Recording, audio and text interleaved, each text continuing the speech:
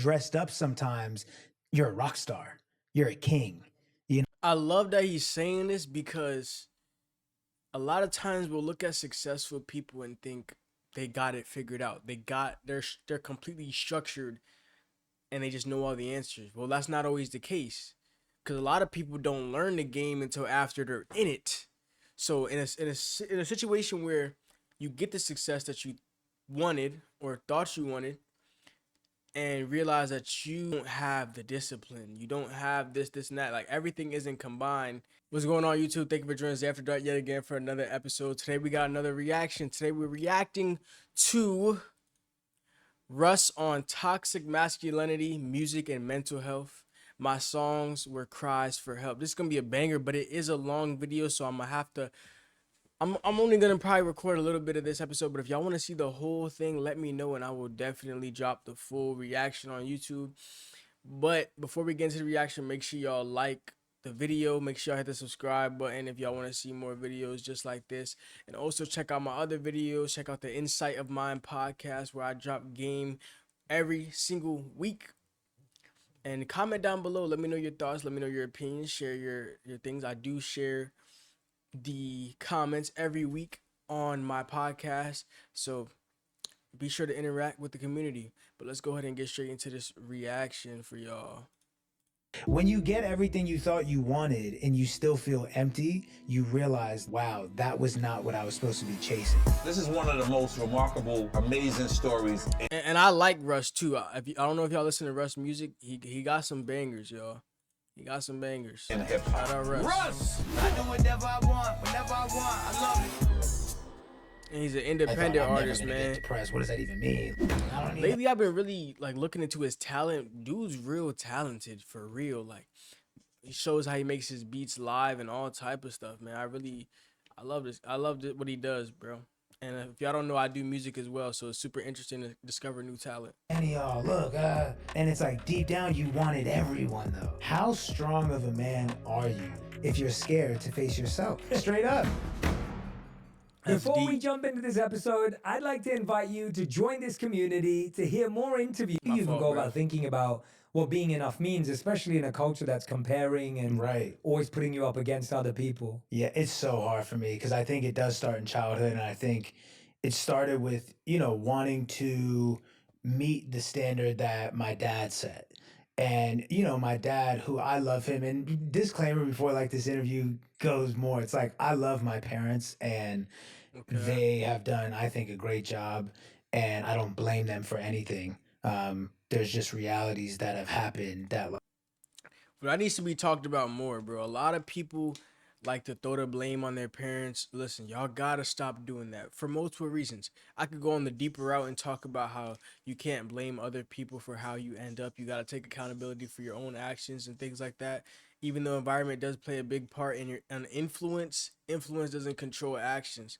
But stop blaming your parents for the way that you are, because truth is, a lot of times parents, from my experience, parents do the best with what they have and the best with what they know. So even though what they were doing, now that you're grown and have your own way of thinking about things, might not have seemed the best, they did the best with what they knew and what they had, if that makes sense. So don't be slamming the blame on your parents, because that relationship is something that's once in a lifetime. That relationship that you have with your parents, that's once in a lifetime. You'll never get that back once it's said and done. Like, there's experiences that I have that I now have to deal with and learn from, etc. But my dad's standard was perfection a lot of times, and he was very critical. And so for me, his metric, it was impossible to meet. I ended up adopting it as my own. And so the inner voice for a long time, it was my dad's inner voice of, that's not good enough. Nah, you got a 92 on the test. If you would have studied, you got 100, but it's still an A. But, little things like that, or showing him music early on and career stuff, and just in general. I feel like I could relate to this a little bit. But that inner voice that used to be his, not so much my parents' standards, but my own standards, became my own inner voice. So now, like, it becomes this sort of inner critic that when I go platinum, it's like it doesn't do it. Maybe double platinum will. Maybe triple. Oh, how much money did you make? 10? Oh, maybe 11 million will make you feel good. And so you keep chasing the next thing, thinking that's what's going to make you feel good about yourself. And I think to reference like the Rick Rubin interview, I think he mentioned something where it's like you get the #1 album, you get all this stuff, and it doesn't do what you wanted it to do, and you feel emptier than ever. And I think that's kind of the place I got to, was I got the money, the house, the this, and whatever, and that's how you know there's really something missing. Right. Because how'd you get all that and you still don't feel good? And it's a really empty feeling, because most people in the world think that the reason why they're not happy and not feeling enough is all these things that they'll probably never get. And it's kind of this beautiful, blissfully ignorant place to live, because you just get to like always have this idea that, nah, I know like I'm going to keep going towards this, and I know this is what's going to give me happiness, even though you'll probably never get it, right? Most people won't ever see $1 million or whatever. But for the people who get it, and I want no sympathy for like, oh, we don't feel bad for you, you're a millionaire, get over it. But it's like, when you get everything you thought you wanted and you still feel empty, you realize that, wow, that was not what I was supposed to be chasing. And there's a bigger hole here. And now I need to grow down, you know? I feel like I had this realization earlier this year. I had a realization of that as much as I was working hard and the things that I was getting, it wasn't what I wanted. And it wasn't that I wasn't getting what I thought I wanted. It was more of a situation where even though I'm getting this and I'm getting that, there's more to me that's more important. There's certain characters, traits I want to have. There's certain people I want to be able to help. There's certain things I want to do that have nothing to do with money, recognition, and whatnot. You know what I mean? Something that y'all might think is big won't really do it for me, but maybe an opportunity to help somebody would do it for me. You know what I mean? It's different. You gotta kind of just talk to yourself, listen to yourself. I highly recommend journaling. That way you can reflect on how you feel and how you think, and really get it down on paper and get it out your head. That way you can think more clearly and actually come up with a proper decision. And I need to look internal, because external didn't do it. Right. And that's what Oasis is all about on the album, right? Yeah. Would you say Oasis is the closest track to that feeling, or? So Oasis was sort of this fool's paradise, is what the idea behind that song was. It was like, I got the house, the life, everything on surface looked like, okay, you did it. And internally, though, I was still a mess. I was joking with you, off camera, like last time we talked, I was 30 pounds overweight. It was just proportioned nicely, so it wasn't like too big in any one place. But I was 30 pounds overweight. I was drinking too much. I was eating too much. I had no discipline over my thoughts, my eating habits. I had no discipline over my sexual energy, things like that. So it was really like I was a glutton, But the way that is dressed up sometimes, you're a rock star. You're a king. I love that he's saying this, because a lot of times we'll look at successful people and think they got it figured out. They're completely structured and they just know all the answers. Well, that's not always the case, because a lot of people don't learn the game until after they're in it. So in a situation where you get the success that you wanted or thought you wanted, and realize that you don't have the discipline, you don't have this and that, like everything isn't combined for the success. Does that make sense? Most people, or some people, they build the principles first, the habits and everything, and then it builds to success. Some people, I'm not going to call it luck, but some people get the success and then start learning that these habits are truly necessary to keep it. You know what I mean? I have a video plan, a podcast episode where I talk about the fear of success, and just to briefly go into the fear of success, right? A lot of people talk about the fear of failure. The fear of success is a little bit different, because some people are afraid that they'll have to change. Some people are afraid of the change they'll have to make. Some people are afraid to be seen by others. Some people are afraid that they'll have to adjust to a whole new lifestyle that they aren't ready for. And that kind of hinders them from making steps towards growth. But it goes a lot deeper than that. But I'm glad that he said that. No, and so Oasis is about, on surface, yeah, you're eating good, you're, you're gaining weight, but because you're getting money and you're eating good and you're sleeping with random women and drinking, but it's all good because look, another plaque just came in and more money came in, another sold out show. And it was sort of poking, like that whole song is sort of like poking fun at me because I'm in my little oasis. I'm distracted by like, look at my house, look at my life. What, like, I love what you just said. You're distracted yeah, by the gold. yeah. And you're distracted by the shining lights and the bright things and the plaques. Mm-hmm.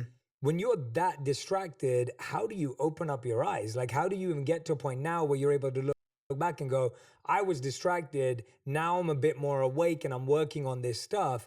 Because I can imagine that it gets so loud. You're a rock star, you're a king, you're all these things. And then all of a sudden you've got to kind of like quiet that down and go, but I'm still not happy. How do you get that breakthrough? Because I feel like we're all the best at setting ourselves up for failure. Yeah. And we're all the best at avoiding advice when it's good. Like, I know when I'm wrong because when my wife says something, we're all the best at setting ourselves up for failure. Yeah. And we're all the best at avoiding advice when it's good. Like, I know when I'm wrong because when my wife says something and I know she's right, Yeah. and I don't want to admit it Right. because I know she's right. And that's what, but it's that awareness piece is so hard. Yeah. How did you, what was the moment for you? Because you are killing it, you're still killing it. Yeah. You look Awareness, top 3 most necessary skills for growth, I believe. 100%. I will fight that to the end of the day. well then to me, you looked well Thank to you. me today. Like, you Yeah. look great, like, right? So, and I really enjoyed your company last time, and I'm enjoying your company this time. So externally, Yeah. you could argue, well, what's going on? Well, So- as men, we get good at masking it. yeah. That's part of like, I have a long answer for this, but Go on, go for it.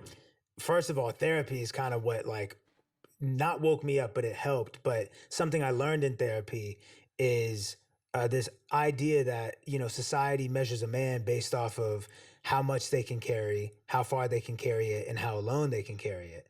And I think for a lot of men, we have become professional hiders of our pain. And so while I was quote unquote distracted, what woke me up to what was going on was that there was psychological war. And pause on this for a second, because I'm sure he's about to go deep. But in my experience, a lot of men, if not almost all men maybe, in my experience that I've come across, all hide their emotions. Usually, I've rarely ran into men who are very open with how they feel. A lot of men hide their emotions. It's like they're trained this way. Conditioning since a young kid. And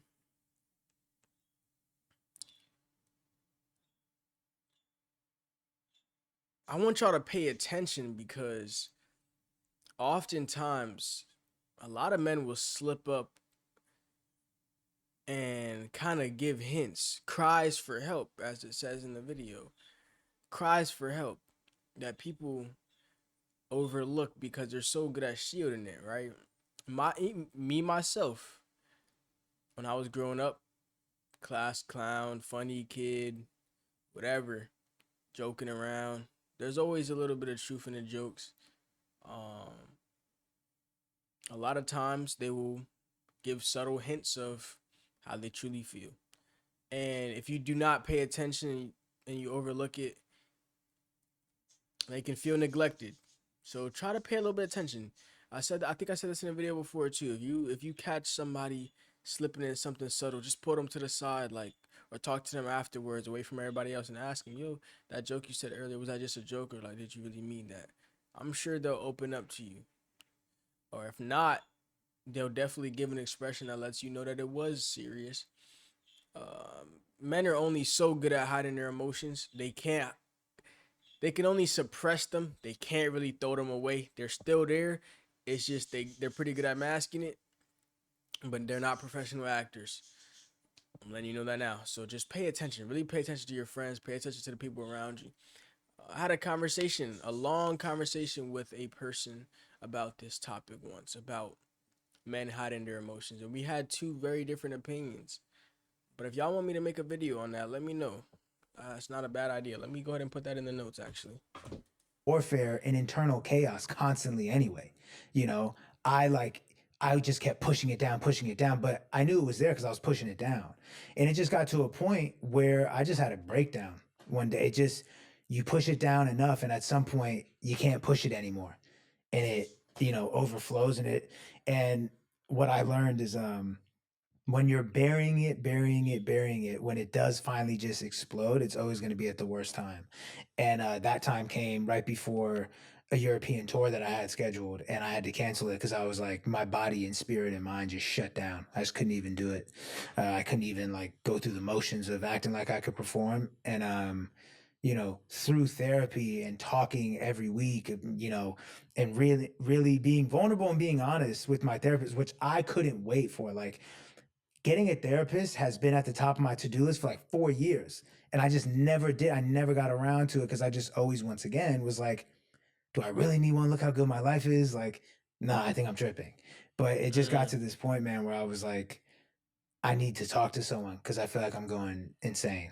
Yeah. It's just been so helpful because I'm like, I want to figure out what's going on internally. So it's like, well, I don't know how to fix this. So let's act like it doesn't exist, you know? I'm so glad you raised this because I've been looking for the person. I'm about to introduce a conversation that I've been trying to find the right person to have it with. Yeah. And it just clicked to me in this moment that you're that person. Come on. Like literally. And I think it's such an important conversation that I've been trying to navigate. I have it offline a lot, but I haven't really had it online. So this will be the first time that I talk about it here. But it's like, you just raised that as a man especially, we're good at masking it. Yeah. And I think men in today's society, being a man in today's society is such an interesting time.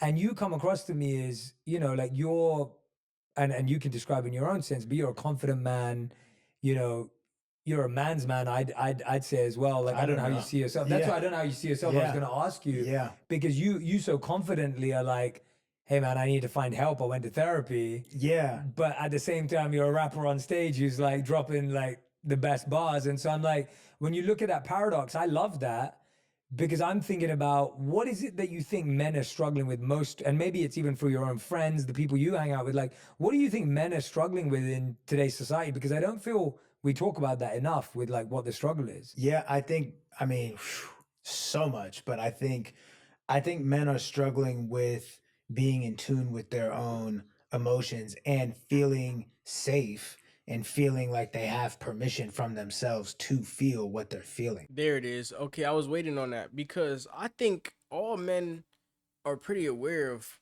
how they feel. They may not know what's causing that feeling, but they're usually pretty aware of the feeling is. But a lot of times, it's that second thought that kicks in, that kicks us right back in a comfortable state or a state of regular being. So basically, it's kind of like for you to grow, it would be to admit how you feel, figure out why you feel that way, and try to find a solution for it, right? But rather, our minds often choose comfortability or familiarity over growth, so it doesn't allow us. So that second thought kicks in, and we say, "All right, I'm a man. I should be able to handle this." Or you think you kind of switch it to a different emotion. Instead of saying you're sad when you really are sad, you switch it to angry. I'm angry. And then you react like an angry person rather than reacting like a person who's sad. Does that make sense to you guys? I hope that makes sense. Because society has told them, get over it, effectively, And I think for me, that's what I did for the most part. And I think my generation, let alone like generations before me, like we all saw our dads probably just like get over it and figure it out and, brush the dirt off and keep going. And that's what I did. And I would just put little trickles of what I was feeling in the music. Like, it's so funny, when I had that breakdown, when I finally just was honest with myself and got a therapist, I would go back and listen to old songs like Nobody Knows or songs like All to You. And it's like, these were like such cries for help that I think made me feel more insane because I would put them out and they just became songs, and it's sort of downplayed what was really going on, because it's like I take a very vulnerable, real emotion of sadness and pain and confusion and feeling lost and don't know what to do, and turn it into 2.5 minutes of music. And now it just becomes numbers on a screen and streams and how loud is it at the shows. And I forget, fans forget, people forget, but most importantly, I forget that, oh no, like this was like really what I was going through. This isn't just like a lullaby. Yeah, I think you're right. I feel like when I talk to people, I feel like men Russ speaks very well, truly. He speaks very well. are feeling a lot of pressure to be a lot of things. Yeah. Like to be successful, to have it together, to have some emotional maturity, figured out their mental health. And again, you know, every gender. I can only speak from my perspective because I haven't lived multiple decades, but from what I understand, studies, experience, I think there's more pressure on the young male in today's society. I don't like using the word society, but today than there has ever been when it comes to succeeding. There's a very high pressure on young men to succeed today. And when I say young men, I'm talking about between the ages of like, let's just say 15 to like 25. Now, because of the way that we have access to Instagram, TikTok, all the different ways of making money online that has never been there before, every man feels like they have to be highly successful by the age of 25, and if not, they're a failure, or even younger. Some people feel like they're 21 and haven't done anything, and they're a failure. Listen, I remember, I'm gonna give you guys like a little short story. When I was like 17, I remember I probably tried at least 3 or 4, not very deeply, but I stepped my foot in at least 3 or 4 different ways of making money online. And I came to the realization that I wasn't willing to do what I didn't want to do just to have more money. Does that make sense? I would rather make less money or wait on the money doing something that I enjoy doing than to just get quick money doing something I have no care for. Because I came to that realization simply because I couldn't get myself to do it. Even though it was so easy, I just didn't want to do it. I'd rather make my art. I would rather pull out the camera and talk to you guys. I would rather do anything than to do the easy stuff that I didn't want to do. So it's not always about the money. Sometimes you got to realize that it's about what is fulfilling to you.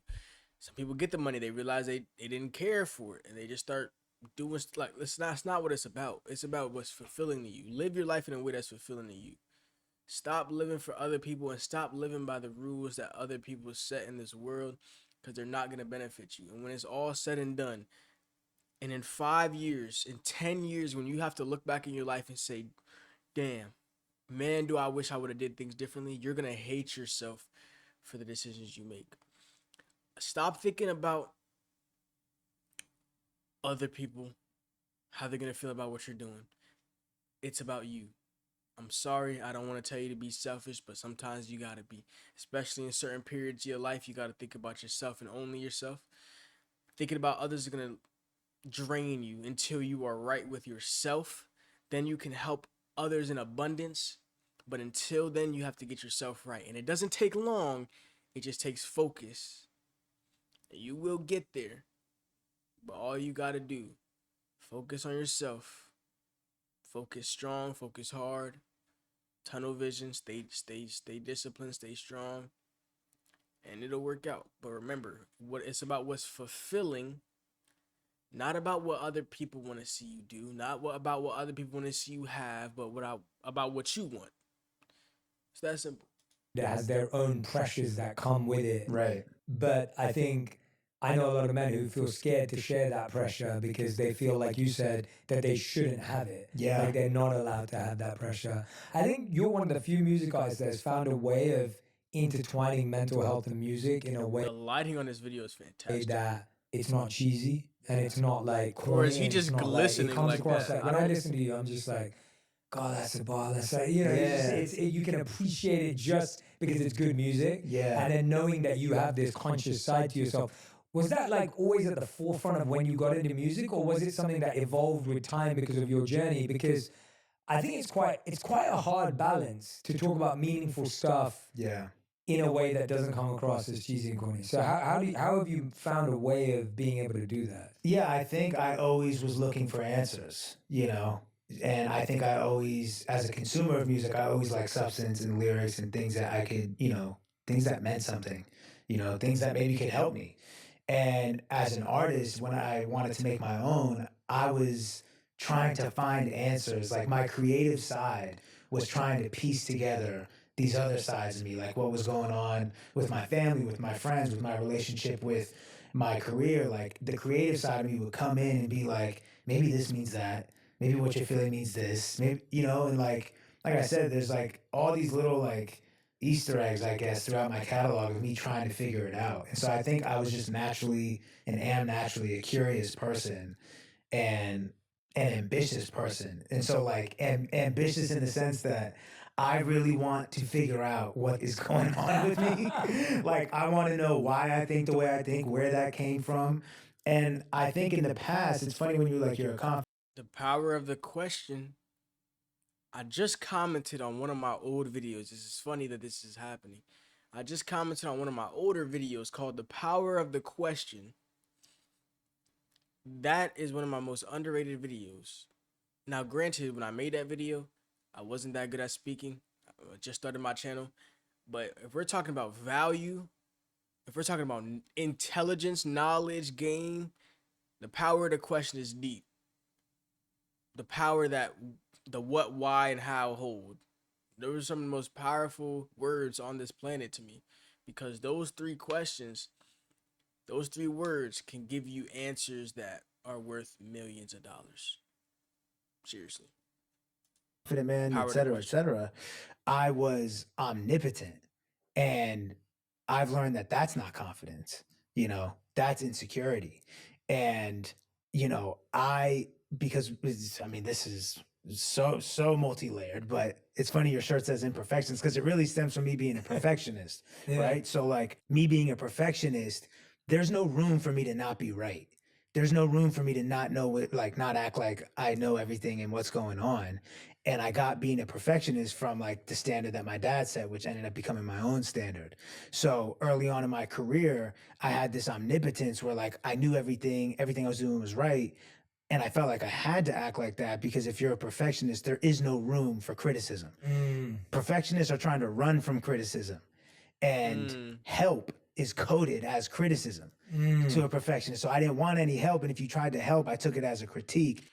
I can just tell he's being truthful here, because you got to be a really deep thinker to even come up with these kind of evaluations. I could tell he spent a lot of time genuinely picking his brain and trying to figure things out.